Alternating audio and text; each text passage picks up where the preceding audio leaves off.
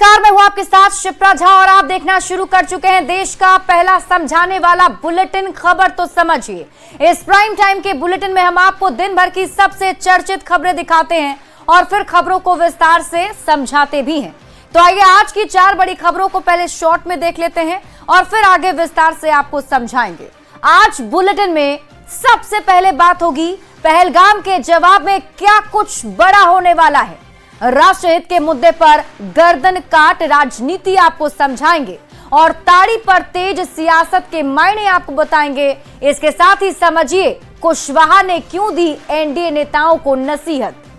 और शुरुआत सबसे पहले सूत्रों के हवाले से बहुत बड़ी खबर इस वक्त मिल रही है। पीएम मोदी ने सेना को कार्रवाई की खुली छूट दे दी है और पीएम मोदी ने साफ कहा है कि टारगेट और समय सेना खुद तय करे। और इसके बाद अब ये सवाल उठता है कि क्या भारत कुछ बहुत बड़ा करने वाला है।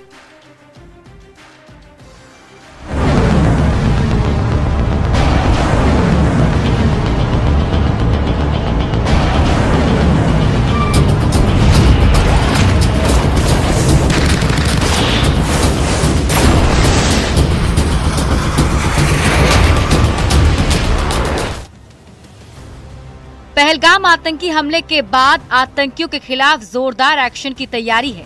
सूत्रों के हवाले से जो खबर आई है उसके मुताबिक पीएम मोदी ने आतंकियों पर कार्रवाई के लिए सेना को खुली छूट दे दी है। प्रधानमंत्री आवास पर हुई बैठक के बाद प्रधानमंत्री ने दो टूक कहा कि आतंकवाद का समूल नाश करना हमारी राष्ट्रीय प्रतिबद्धता है। उन्होंने भारतीय सशस्त्र बलों की पेशेवर क्षमता पर पूर्ण आस्था और विश्वास व्यक्त किया है। पीएम मोदी ने कहा कि जवाबी कार्रवाई के तरीके, किस ठिकाने पर कार्रवाई करनी है और किस समय करनी है, ये तय करने का पूरा अधिकार सशस्त्र बलों को दिया जा चुका है। बता दें कि पीएम मोदी के आवास पर सोमवार को रक्षा मंत्री Rajnath Singh, chief of defence staff general Anil Chauhan और राष्ट्रीय सुरक्षा सलाहकार अजीत डोभाल के साथ साथ तीनों सेनाओं के प्रमुख के साथ 1.5 घंटे तक बैठक चली। इस बैठक में थल सेना अध्यक्ष जनरल उपेंद्र द्विवेदी और नौसेना प्रमुख एडमिरल दिनेश के त्रिपाठी भी मौजूद थे। Bureau report, news 18।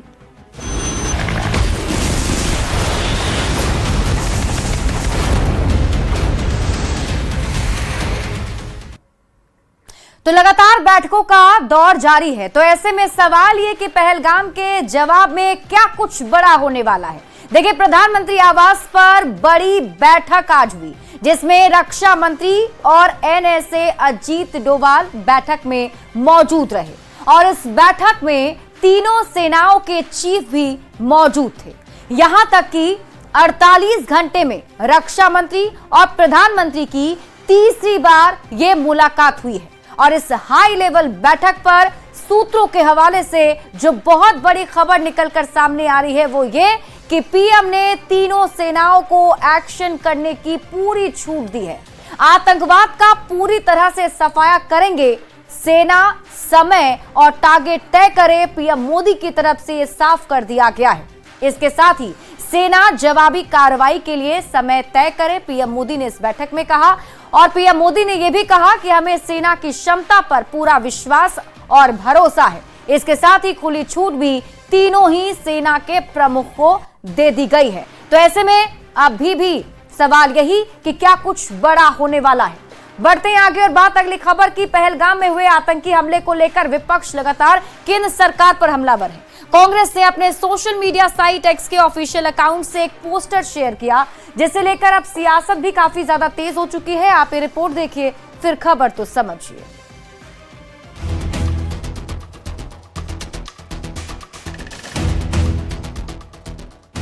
ये तस्वीर कांग्रेस ने अपने एक्स अकाउंट से साझा की है। इस तस्वीर में शरीर की बनावट है पर शरीर गायब है। इस तस्वीर के साथ कांग्रेस ने लिखा है गायब। दरअसल पहलगाम में हुए आतंकी हमले के बाद से लगातार कांग्रेस सरकार को घेरने की कोशिश कर रही है। कांग्रेस आरोप लगा रही है कि केंद्र सरकार आतंकी हमले की जिम्मेदारी से भाग रही है। इसी को लेकर अब कांग्रेस ने ये तस्वीर जारी की। अब एनडीए के नेता कांग्रेस पर पलटवार कर रहे हैं। और नसीहत दे रही हैं कि ऐसे संवेदनशील मुद्दे पर वो राजनीति न करें। एक एक जनता जानती है कि नरेंद्र मोदी की सरकार कितना सजग होकर इस भारत को चलाने का काम कर रही है और स्वाभाविक है विपक्ष अपनी बात रखता रहेगा। विपक्ष के नेता का ही अता पता नहीं रहता है देश के लोगों के। अपनी जिम्मेदारियों का एहसास करने की जगह दूसरों को जिम्मेदारियों का पता करने में व्यस्त रहती है पार्टी। इसी के कारण पिछले 11 साल में ऐसा नैतिक पतन होते चला गया। ये गलत है इस तरीके से, जैसा मैंने कहा कि एक सेंसिटिव विषय है और मुझे लगता है इसकी सेंसिटिविटी को समझना विपक्ष की भी उतनी बड़ी जिम्मेदारी है। इससे शर्मनाक और घटिया कोई हरकत नहीं हो सकती है। कांग्रेस पल्ले भी नहीं झाड़ सकता है, इसलिए कि उनके ऑफिशियल एक सैंडल से इसे जारी किया गया है। इधर कांग्रेस अध्यक्ष मल्लिकार्जुन खड़गे और नेता प्रतिपक्ष राहुल गांधी ने प्रधानमंत्री नरेंद्र मोदी को पत्र लिखा है। पत्र में संसद के दोनों ही सदनों में विशेष सत्र बुलाकर 22 अप्रैल को हुए पहलगाम आतंकी हमले पर चर्चा की मांग की गई। एक तरफ जहां पूरा देश पहलगाम आतंकी हमले को लेकर सख्त कार्रवाई की मांग कर रहा है, तो दूसरी तरफ इसे लेकर सियासत भी खूब जारी है। पटना से संवाददाता शैलेंद्र कुमार के साथ ब्यूरो रिपोर्ट न्यूज़ 18।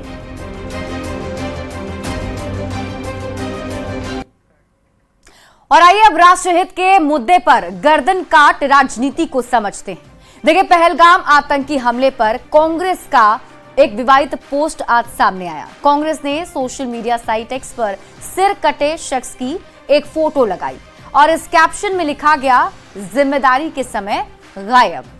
अब जैसे ही कांग्रेस का ये पोस्ट सामने आया, बीजेपी भड़क उठी। बीजेपी की तरफ से भी हमला किया गया और बीजेपी ने कांग्रेस को लश्करे पाकिस्तान बता दिया। बीजेपी का आरोप है कि पाकिस्तान के टावर से कांग्रेस को सिग्नल और राहुल गांधी के सिग्नल पर ऐसा हो रहा है। पाकिस्तान में वाहवाही लेने के लिए कांग्रेस ऐसा कर रही है। अब आप 5 सवालों के जरिए इस पूरे खबर को समझिए। सबसे पहला सवाल, राष्ट्रहित के मुद्दे पर गर्दन काट राजनीति क्यों? सवाल नंबर 2, कांग्रेस ने क्यों निकाला बिना सिर वाला पोस्टर?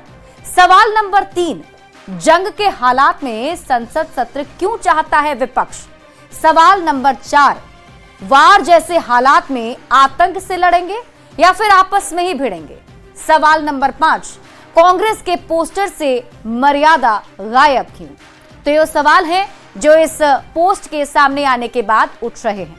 बढ़ते हैं आगे और बात अगली खबर की। बिहार में ताड़ी पर सियासत काफी तेज हो चुकी है। पहले तेजस्वी यादव ने पासी समाज के कार्यक्रम में ताड़ी को शराबबंदी से हटाने की बात कही और उसके बाद एलजेपी रामविलास के अध्यक्ष चिराग पासवान ने भी ताड़ी को शराबबंदी से बाहर करने की मांग कर दी है। अब इस पूरी खबर पर सियासत भी शुरू हो गई है।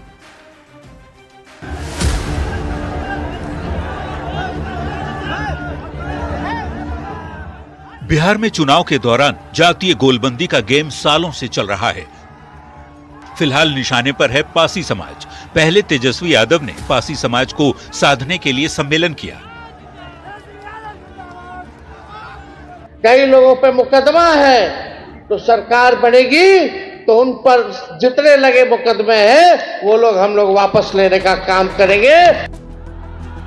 तो अब चिराग पासवान भी ताड़ी को शराब की श्रेणी में न रखने की बात कह रहे हैं। तेजस्वी के बाद केंद्रीय मंत्री चिराग पासवान ने भी कह दिया कि ताड़ी को शराब की श्रेणी से बाहर रखना चाहिए।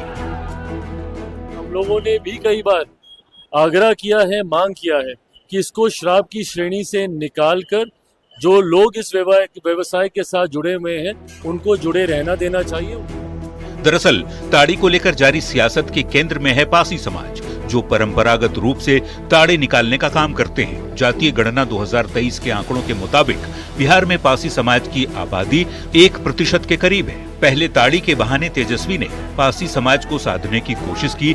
जब तेजस्वी से दलित वोट बैंक वाली राजनीति को चुनौती मिली तो चिराग भी आगे आ गए। मतलब ये कि चुनावी साल में पासी समाज को अपने अपने पाले में करने की कोशिश हर पार्टी कर रही है। न्यूज़ 18 के लिए पटना से संवाददाता शैलेंद्र और धर्मेंद्र के साथ ब्यूरो रिपोर्ट।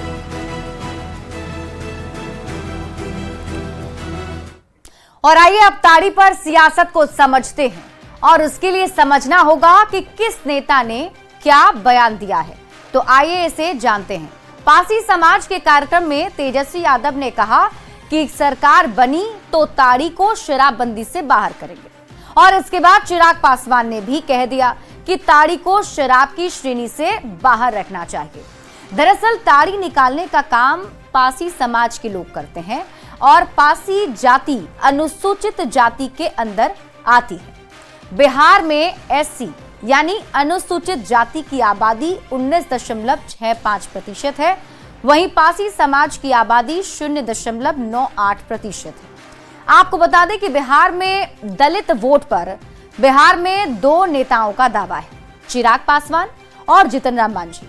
दोनों ही दलित समाज से आते हैं। यह भी सच है कि अब तक पासी समाज का ज्यादा झुकाव एनडीए की ओर ही रहा है। तेजस्वी यादव ने ताड़ी को शराबबंदी से मुक्त करने की बात कही। चूंकि ताड़ी निकालने का काम पासी समाज के लोग ही करते हैं, तो ताड़ी को शराबबंदी से अलग करने की बात कहकर तेजस्वी यादव ने पासी समाज पर पासा फेंका है। लेकिन चिराग नहीं चाहेंगे कि उनका जो वोट बैंक है वो छिटक कर तेजस्वी के पास पहुंच जाए। चूंकि बिहार में जाति की सियासत कोई नई बात नहीं है, तो बिहार की राजनीति में दलित वोट बैंक की खास अहमियत है, और यही वजह है कि दलित वोट के लिए दावेदारी जारी है। आरजेडी नेता तेजस्वी यादव पासी समाज पर अन्याय का आरोप लगा रहे हैं, तो चिराग पासवान ताड़ी को शराबबंदी से फ्री करने के पक्ष में है। जबकि जेडीयू का आरोप है कि तेजस्वी पासी समाज में कंफ्यूजन फैला रहे हैं। हालांकि इस पूरे मामले को लेकर बिहार की सियासत गरमाई हुई है। बढ़ते हैं आगे बात अगली खबर की। राष्ट्रीय लोक मोर्चा के अध्यक्ष और सांसद उपेंद्र कुशवाहा ने इशारों में एनडीए नेताओं को नसीहत दी है। उपेंद्र कुशवाहा ने कहा कि पीएम मोदी और सीएम नीतीश कुमार की बात माने, नहीं तो लोकसभा चुनाव की तरह विधानसभा के चुनाव में भी नुकसान होगा।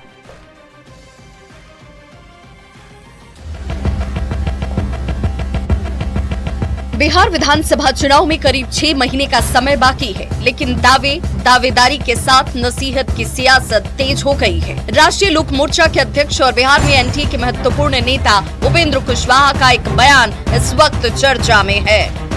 अगर यही रवैया आगे रहा तो बहुत नुकसान हो सकता है विधानसभा के चुनाव में। उपेंद्र कुशवाहा ने इशारों में एनडीए नेताओं को नसीहत दी। कुशवाहा ने कहा कि कुछ लोगों ने प्रधानमंत्री और गृह मंत्री की बात नहीं मानी, जिसका लोकसभा चुनाव में विपक्ष को फायदा हुआ। कुशवाहा ने कहा कि पीएम मोदी और सीएम नीतीश की बात माने नेता, नहीं तो विधानसभा चुनाव में भी नुकसान होगा। जिन लोगों ने साथ रहकर और हमारे प्रधानमंत्री जी, मुख्यमंत्री जी, इन सब लोगों की बातों की अवहेलना की है, अगर यही रवैया आगे रहा तो बहुत नुकसान हो सकता है विधानसभा के चुनाव में।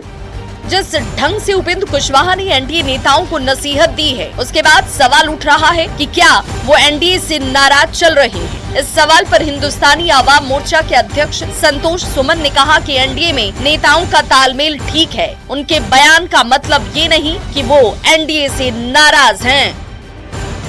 माननीय कुशवाहा जी का बात है, तो उनके ऊपर जो बीती होगी वो अपनी पीड़ा व्यक्त कर रहे हैं, लेकिन इसका ये मतलब नहीं कि एनडीए से। वहीं बीजेपी के प्रदेश अध्यक्ष दिलीप जायसवाल ने उपेंद्र कुशवाहा के बयान को पॉजिटिव बताया है।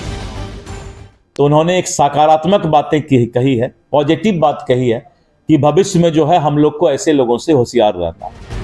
आपको बता दें कि लोकसभा चुनाव में बिहार के बाकी हिस्से में तो एनडीए को जीत मिली, लेकिन मगध और शाहाबाद में एनडीए उम्मीदवारों को हार का सामना करना पड़ा। खासकर शाहाबाद की 4 सीटें एनडीए हार गई। उपेंद्र कुशवाहा और आरके सिंह जैसे हेवीवेट कैंडिडेट को भी हार का मुंह देखना पड़ा था। न्यूज़ 18 के लिए पटना से आनंद अमृतराज और शैलेंद्र कुमार के साथ ब्यूरो रिपोर्ट।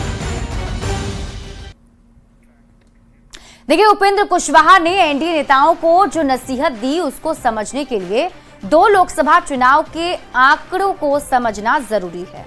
सबसे पहले बात 2019 की करते हैं। 2019 में एनडीए ने बिहार की 40 में से 39 सीटें जीत ली थी।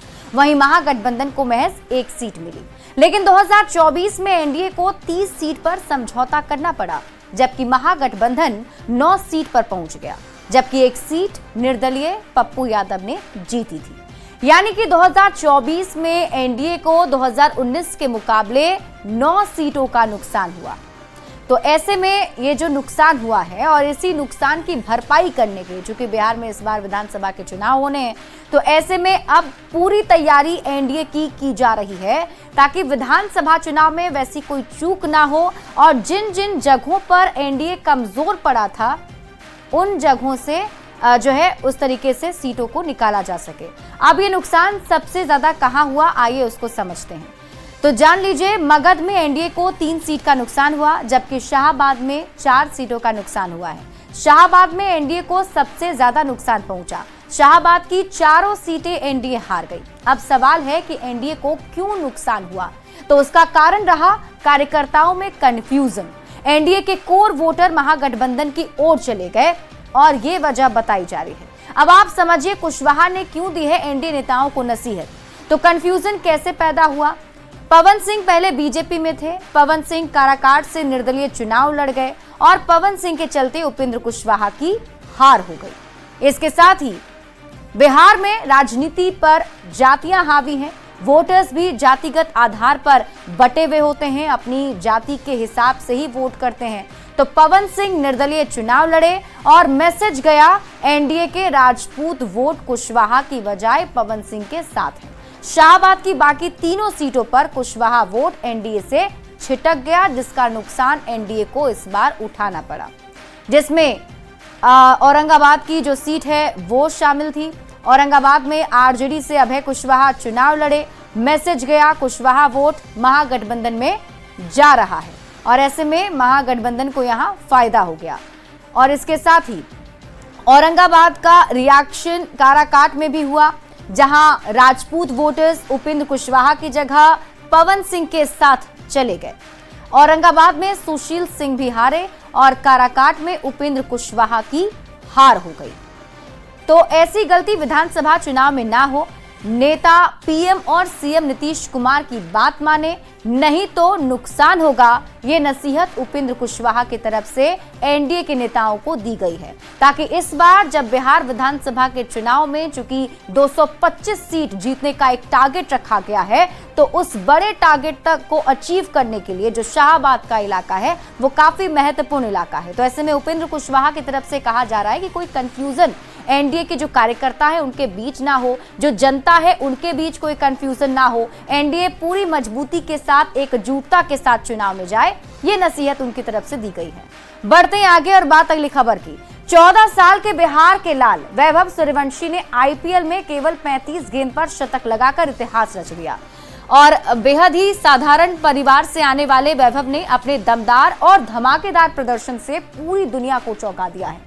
तमाम सोशल मीडिया प्लेटफॉर्म पर यदि कोई नाम सबसे ज्यादा अभी ट्रेंड कर रहा है तो वो है वैभव सूर्यवंशी।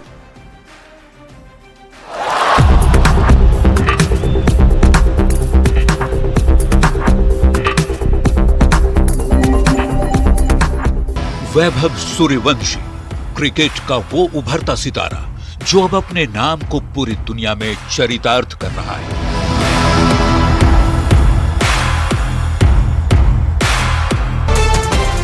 वैभव का मतलब होता है धन संपदा।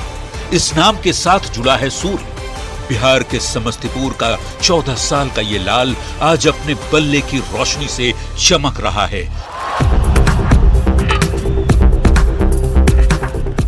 दमक रहा है, अपने धाकड़ अंदाज से सभी का मन मोह रहा है और पूरी दुनिया को चकित भी कर रहा है।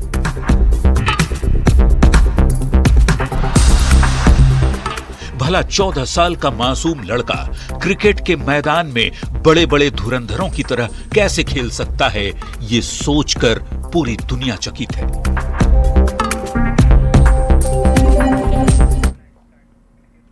और इस बुलेटिन में अभी के लिए बस इतना ही, लेकिन जाने से पहले आपको इस वक्त की हेडलाइंस दिखा देते हैं। Headlines presented by